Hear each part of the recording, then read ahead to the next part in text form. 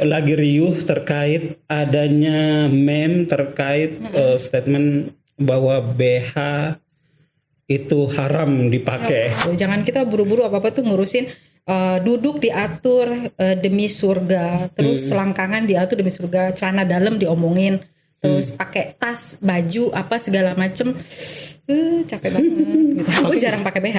Gak pakai BH? Nyusuin satu, lalu emang gak nyaman, gak enak, sesek gitu kan, jadi enakan gak pakai BH. Gitu.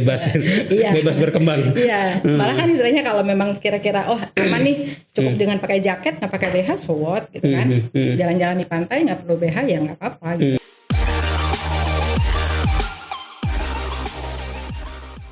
Oke, assalamualaikum warahmatullahi wabarakatuh. Selamat berjumpa kembali dengan saya Cak Hamid di YouTube saya yang lumayan makin hari makin keren ini. Kekerenan saya ini hari ini terkatrol luar biasa. Terkatrol ulang? Terkatrol. Karena kehadiran bintang tamu, sahabat saya yang keren ini di depan saya, sambut saja Nur Shibli. Teman berantem. Betul. Teman berantem yang lama tak jumpa gitu. Baru silaturahmi berapa kemarin. Tahun ya? Lama kita nggak berjumpa. Ya? Dari lulus kayaknya. Dari lulus. Iya, lulus. Dan ketemu di sosmed hanya untuk berantem. Iya. Berantemnya keras-kerasan. Karena dia kutub utara, saya selatan, kutub utara selatan gitu-gitu lah. Itulah seni. betul. Seni berteman, seni hidup. Lu benci banget gak ke gue? Biasa aja. Karena kadang-kadang itu komentar kita itu kan menguji, mengasah sejauh mana cara pandang kita. Cara pandang, betul. Easy going aja. Dan kadang gue jujur di sini, kadang sengaja gue membedakan diri dengan lu biar kemudian gue debat sama lu. Biar gue cari perhatian. Kayaknya. Soalnya saya kawan yang dilupakan sama Nuri ini. Kawan yang dilupakan. Jadi Nuri ini salah satu tokoh yang menginspirasi yang saya hadirkan. Dia kemarin 2019 kalau nggak salah 2019 yang dapat Women Inspiration Award ya. Ya tiap kan? Tahun sebenarnya ada penghargaan itu. Dan kamu dapat. Nah itu. Jadi orang yang luar biasa, menginspirasi, dan saya hadirkan di sini kebetulan menarik. Karena hari ini di sosmed kita lagi riuh.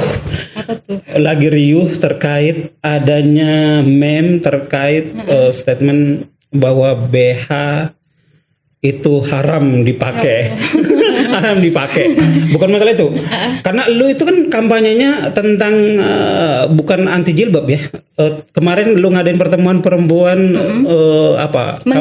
mengenalkan tudung. Penutup kepala perempuan Nusantara. Iya. Jadi mengenalkan itu saat kampanye lu luar biasa itu masuk di semua media gitu. Jadi keren banget teman saya ini gitu kan. Keren banget muncul di semua media. Tapi di saat bersamaan BH. Ternyata BH aja dipermasalahin, apalagi kerudung Nur. Jauh sekali perjuangan kamu ini. Ngeri benar. Jadi setelah fenomena jilbabisasi menjadikan perspektif jilbab adalah standar kesolehan seseorang gitu kan. Sampai semua orang gegap gempita hijrah lalu memakai jilbab gitu. Lalu kemudian juga menganggap ada paling kafah, paling kafah, paling benar, paling baik agamanya, imannya dengan berjilbab gitu. Dia melupakan itu hablum minan nas, melupakan tuntunan-tuntunan yang lain gitu kan. Pada prinsipnya sebenarnya kalau aku pribadi berjilbab silahkan, itu fashion. Tidak berjilbab juga boleh-boleh aja. Menggunakan tengkuluk itu juga keren gitu kan. Tetapi tentu harus dengan kesadaran sendiri, dengan bekal ilmu yang baik, dengan tuntunan yang benar gitu kan. Tidak memaksa-maksa seseorang. Intinya atau itu. Atau menghakimi orang. Kok kesannya orang beragama itu punya MOU dengan Tuhannya masing-masing, terus memaksa orang untuk mengikuti apa yang dia tahu. Padahal yang dia tahu tuh kecil banget. Dari yang besar yang seharusnya kan gitu. Jadi prinsipnya sih kita sebagai bangsa Indonesia, sebagai perempuan Indonesia banyak-banyaklah bertanya gitu kan. Termasuk BH gitu. Kalau memang ada manfaatnya pakai. Kalau memang nggak perlu ya nggak usah. Kayak aku misalnya di rumah gue jarang pakai BH. Gak pakai BH. Nyusuin satu, lalu emang gak nyaman, gak enak, sesek gitu kan. Jadi enakan gak pakai BH. Gitu. Bebas berkembang. Iya, malah kan istilahnya kalau memang kira-kira aman nih, cukup dengan pakai jaket nggak pakai BH, so what gitu kan. Jalan-jalan di pantai nggak perlu BH ya nggak apa-apa gitu. Tapi semua pilihan-pilihan itu jangan semua dilihat atau perspektifnya dengan kacamata iman dan agama gitu. Jadi rikuh banget, apa-apa itu urusannya selangkangan gitu. Iya, kayaknya yang dijaga itu ya. Iya. Kayaknya selangkangan laki-laki. Selangkangan gitu kan, bahaya banget gitu. Jadi kita mau beradaptasi sama orang, berkomunikasi dengan orang, berelasi, jadi sempit banget. Ya buat kita kan semua beragama itu kan jalan Tuhan, jalan hidup masing-masing dengan Tuhan ya gitu. Betul. Jadi ada soleh secara sosial juga yang harus diperhatikan kan, tidak hanya soleh ilahiyah gitu ya. Iya. Hablum minan nas. Betul. Jadi dan kalau nggak salah justru hablum minan nas itu lebih banyak di ayat-ayat Al-Qur'an ketimbang hablum minan wahnya gitu. Iya. Ya kita kan hidup sehari-hari dengan masyarakat, dengan tetangga, dengan keluarga, family, terus yang dilihat kan manusia itu dulu yang diselesaikan gitu. Jangan kita buru-buru apa-apa tuh ngurusin. Duduk diatur demi surga, terus selangkangan diatur demi surga, celana dalam diomongin, terus pakai tas, baju apa segala macem, capek banget gitu. Iya, gue itu tadinya mau ngobrolin tema yang lain, tapi pas lihat sebelum berangkat tiba-tiba ada itu. Pas nih. Aduh, aku kan ustazah. Ya, karena lu kan gua lihat termasuk kampanye orang-orang yang concern terhadap kampanye bahwa jilbab itu tidak wajib gitu kan, bahwa dan lu malah mengkampanyekan tentang tudung di Indonesia itu kemarin ngadain pertemuan. Perlu diketahui karena kan gini, pada prinsipnya balik lagi ke tadi gitu kan. Semua masyarakat, semua perempuan, semua ibu boleh pakai kerudung, jilbab, itu pilihan-pilihan fashion. Tetapi jangan menjadikan itu sebagai syariat Islam, sebagai syariat, sebagai pembenaran juga untuk mengukur kesalehan seseorang. Itu yang nggak benar, yang harus dikoreksi gitu. Kesalehan seseorang jangan cuma dilihat dari fashionnya gitu. Semua udah paham kok gitu. Baju-baju orang Indonesia kurang sopan apa, kurang bagus apa, kayak kebaya ini gitu. Ini udah indah sekali pakai itu. Udah biasa dipakai oleh perempuan-perempuan nenek moyang kita, ibu-ibu kita dulu gitu. Tapi itu kemudian digeser semua perspektifnya itu gitu loh oleh sekelompok orang yang menggarisi dia demi tujuan-tujuan tertentu tentunya gitu. Nah itu kemudian digeser ke institusi-institusi terutama sekolah gitu kan. Gimana bisa anak-anak yang sedang menempuh pendidikan belajar yang harusnya dapat banyak informasi tentang sejarah, tentang budaya, tentang pengetahuan, tentang sains gitu, tapi dikotak-kotakin, udah dibatas-batasin. Harus pakai kerudung. Roknya harus panjang. Pernah nggak sih ngelihat banyak juga kan anak-anak SD dan anak TK sekarang sudah punya grup-grup sendiri yang kalau memang akademiknya atau sekolahnya dibangun oleh kelompok-kelompok garis itu gitu kan. Itu sangat-sangat disayangkan dan negara harusnya tidak boleh membiarkan itu gitu. Belum lagi misalnya yang paling bahaya gitu ketika si siswanya dia non muslim. Terus dia harus juga mengikuti ketentuan yang seragam berjilbab. Itu kan gila gitu. Jadi main-main dong. Yang tadinya katanya mereka memaknai jilbab itu sebagai kesalehan seseorang, tapi orang non muslim, anak siswa non muslim disuruh pakai juga. Itu siapa yang bisa ada beberapa yang enggak gitu kan, mereka kemudian merasa nyaman. Bisa menerjemahkan itu enggak gitu. Itu untuk apa gitu. Belum perda dan lain-lain gitu. Sekarang coba deh ke pasar misalnya, berapa perempuan yang tidak berkerudung? Belum sampai ke berkebaya ya, atau pakai kain, pakai sarung. Perempuan yang tidak berkerudung, kita ke pasar, mall, kafe, semua udah jadi tradisi, udah jadi kebiasaan orang-orang Indonesia yang padahal itu diadopsi dari negara Timur Tengah gitu kan. Nah ini kan salah kaprah, artinya itu tadi pembelokan persepsi, tafsir yang tidak utuh diterjemahkan menjadi sesuatu, tetapi juga kita tidak lupa marketplace juga gila-gilaan dengan akses internet yang mudah, semua ada di genggaman. Siapa perempuan yang nggak jualan jilbab hari ini? Ya kan, jadi pasar bebas juga menjadi faktor penentu gitu kan, bahwa fenomena ini bukan hanya soal perspektif atau kampanye dari kelompok-kelompok tertentu, tapi pasar juga menjadi faktor utama.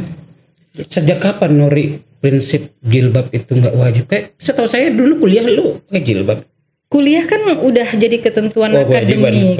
Selesai kuliah, gue buka. Lu buka ya? Iya. Kan gue protes pada institusi. Kenapa sebuah institusi yang sebesar UIN misalnya, yang seharusnya menjadi lembaga penggerak, menjadi kiblat toleransi yang harusnya dimulai dari sana, tempat melahirkan akademisi ilmuwan hebat-hebat di dunia ini loh, bukan di bangsa di Indonesia saja, di dunia diakuin, di Amerika, di mana-mana orang dari jebolan UIN tuh keren. Betul. Tetapi saya belum menemukan sampai hari ini gitu, atau sebagai bentuk toleransi itu dari sekecil-kecilnya. Misal dosennya boleh dong yang nggak berkerudung, kenapa rupanya? Atau mahasiswanya nggak berkerudung, emang kenapa rupanya? Yang penting kan pada tataran sopan, baik-baik saja. Toh intelektualitas mahasiswa tidak bisa diukur dengan baju. Itu yang gue lakukan dari 97 kita itu. 97. Iya, soalnya setahu gue ya pakai kerudung, tapi keluar dulu lepas ya emang. Jadi ya dan jadi artinya kerudung itu gue pakai hanya untuk karena belum sampai di tahap berperang ya dengan kampus, jadi gue pakai pada saat kuliah gitu kan. Makanya kenapa kemarin istilahnya kampanye tadi yang soal penutup kepala itu lebih ke edukasi ya, mengenalkan. Artinya bangsa kita jangan lupa nenek moyang kita sejak abad keberapa ya, kalau nggak salah di Jambi itu ditulis abad ke-7. Perempuan Indonesia sudah punya penutup kepala gitu. Dengan aneka ragam rupa dan semuanya syarat makna, syarat filosofi, banyak pesan gitu. Jadi bagaimana perempuan itu ditakdirkan untuk kreatif, lalu juga menjaga kedaulatan dirinya, bisa menghormati dirinya dengan simbol-simbol tadi yang dikenakan di semua tubuhnya dia gitu kan. Contoh misalnya orang Jambi itu punya tanda kalau misalnya perempuan yang sudah menikah, dia juntayan kerudung ikatan-ikatan tengkuluk, namanya tengkuluk itu ada di sebelah kanan gitu. Beda gitu. Itu udah ketahuan, dia sudah menikah, berarti jangan diganggu, jangan digoda-goda, ya gitu. Jadi ketika misalnya upacara acara keluarga atau acara pernikahan misalnya, itu udah dari situ aja udah penuh pesan gitu loh. Dan belum lagi misalnya di Karo, di Toba, di Mamasa, di banyak daerah atau juga orang-orang Minang kan. Orang-orang Minang keren-keren banget bajunya gitu. Ada tengkuluk tandu atau apalah, itu semua penuh makna gitu loh. Bahkan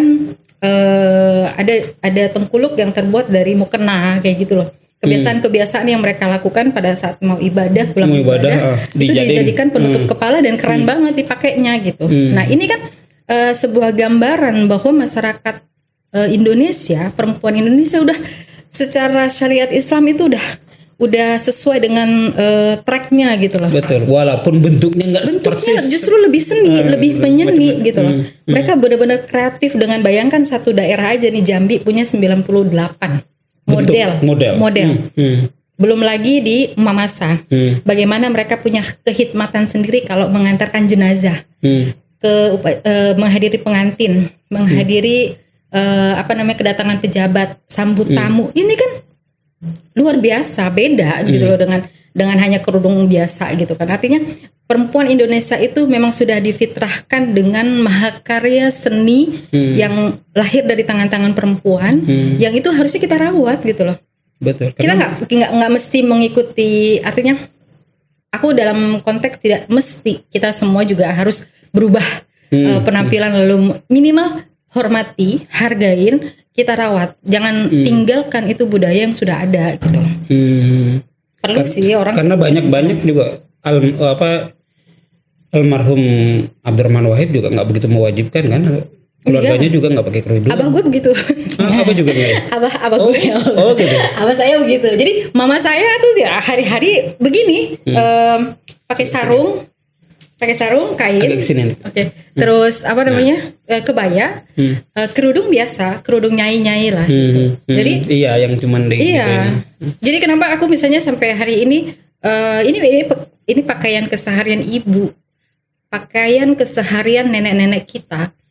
Gitu. Bukan sesuatu yang aneh, bukan sesuatu hal yang baru gitu loh. Lu kemana-mana memang pakai kebaya sekarang banyak. Pakai. Bahkan dulu misalnya ketika acara-acara pun aku tetap berkain. Ini kan soal outfit aja ya, bisa dikombinasi gitu kan. Intinya kadang-kadang aku pengen pakai tenun tapi atasannya blazer dan segala macam kayak gitu-gitu, bisa di Sejak kapan keburu dulu kan tomboy banget loh.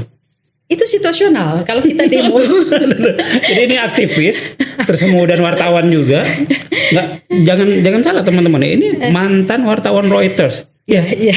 Reuters. Ya. Bukan kaleng-kaleng. Bukan kaleng. Bukan kaleng-kaleng. Ya enggak, kan semua ada masanya. Kan seperti Fatah bilang juga, setiap masa ada orangnya. Setiap orang ada masanya. Ada masanya. Iya kan? Jadi aku ketika misalnya di masa-masa dunia aktivisme, di jalanan, demo, nggak pulang-pulang berhari-hari, nggak tidur-tidur, nggak mandi-mandi bahkan gitu.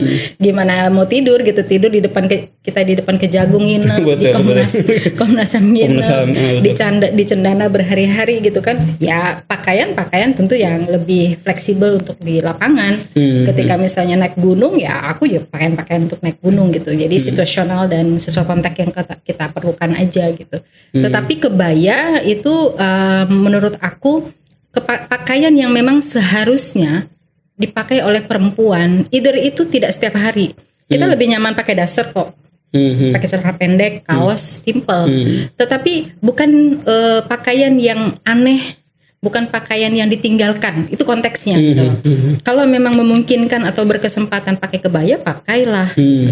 Kayak aku memang merasa nyaman ketika meskipun cuma beli susu, beli buah, pakai kebaya ke swalayan, ya aku pakai gitu. Tapi mungkin ada beberapa perempuan yang pakai kebaya hanya saat upacara pernikahan misalnya gitu kan. Ya nggak apa-apa juga gitu loh. Tetapi paling tidak perempuan menyadari, perempuan di Indonesia ini menyadari dan mengakui sesadar-sadarnya bahwa ini adalah pakaian perempuan Indonesia.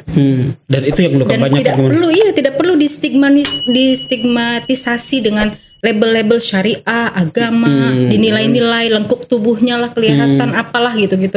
Repot banget. Pakai kebaya itu kan agak sintal segala macam. Iya, repot banget gitu loh Mas. Ujungnya apa itu? Sekarang kembali yang tadi. Lagi kan? Iya. BH aja dipermasalahkan gitu.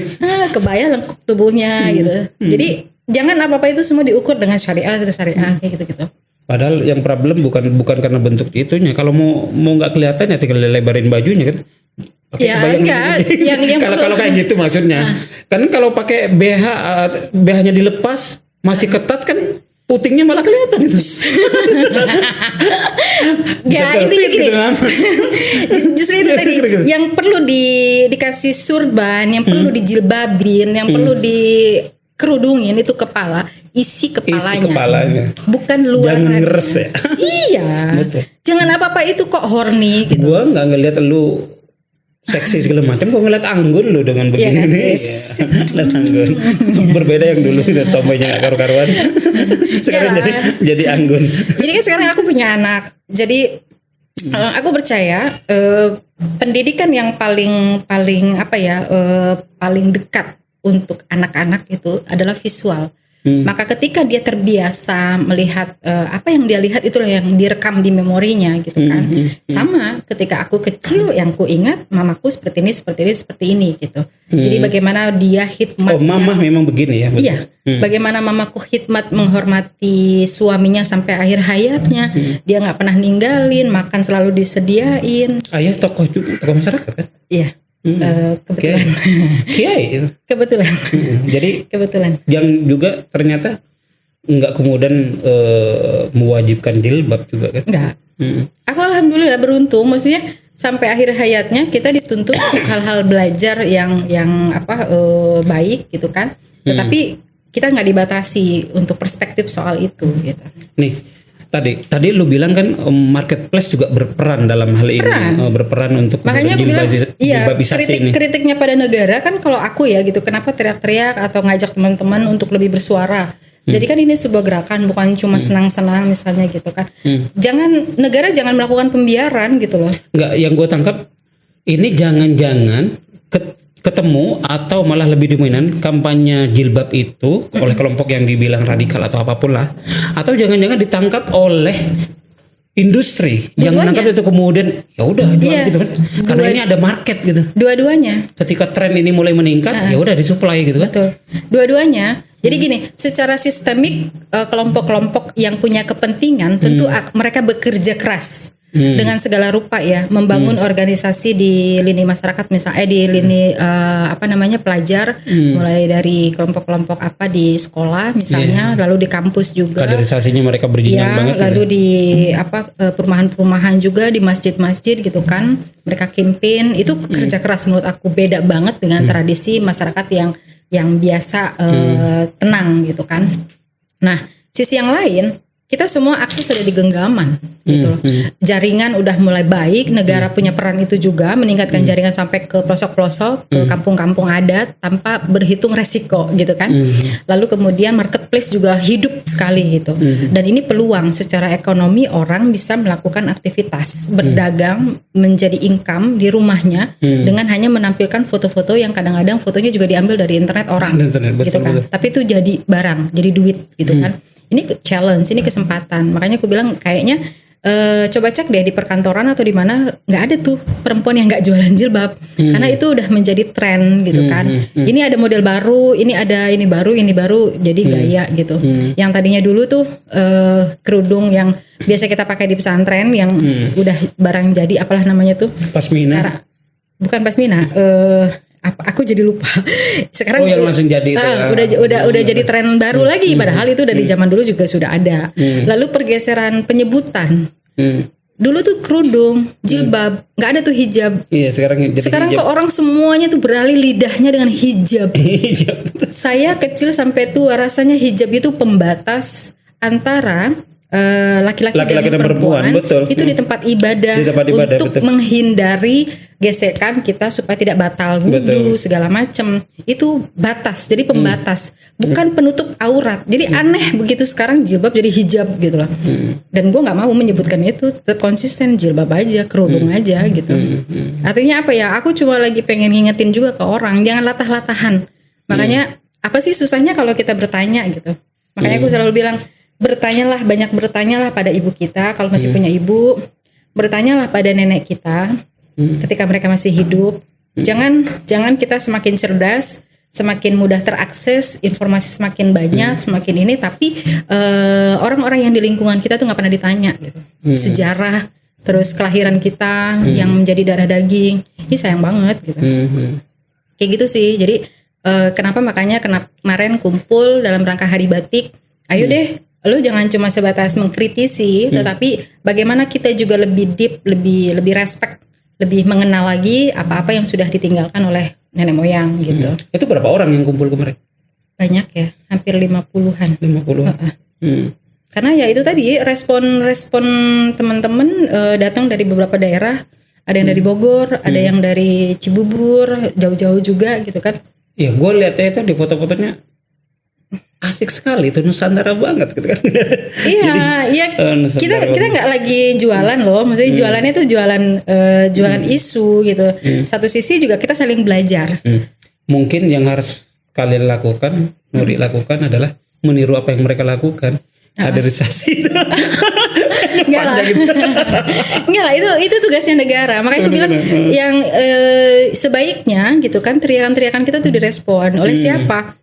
Yang terlibat dalam hal ini, misalnya Kementerian Agama, Kementerian Pendidikan dan Kebudayaan, lalu perempuan dan anak, gitu kan, Kementerian Perdagangan, duduklah bersama-sama mendengarkan para perempuan dari lintas komunitas, akademisi, peneliti, terus pelaku kreatif tadi, baik penenun, pembatik dan segala macam, duduk bersama-sama mencari solusi yang betul-betul demi kebaikan kemaslahatan ini. Contoh misalnya, kenapa kebaya itu masih menjadi hal yang aneh di muka bumi Nusantara ini gitu loh.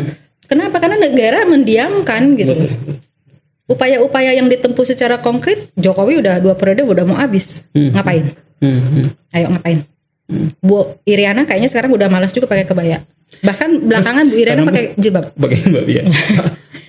Akhirnya ikut karena suaranya banyak di situ. Nah itu, jadi sedih gitu. Makanya kita merasa kerinduan yang tentang Indonesia yang dulu itu sulit sekali dijumpai di masyarakat perkotaan.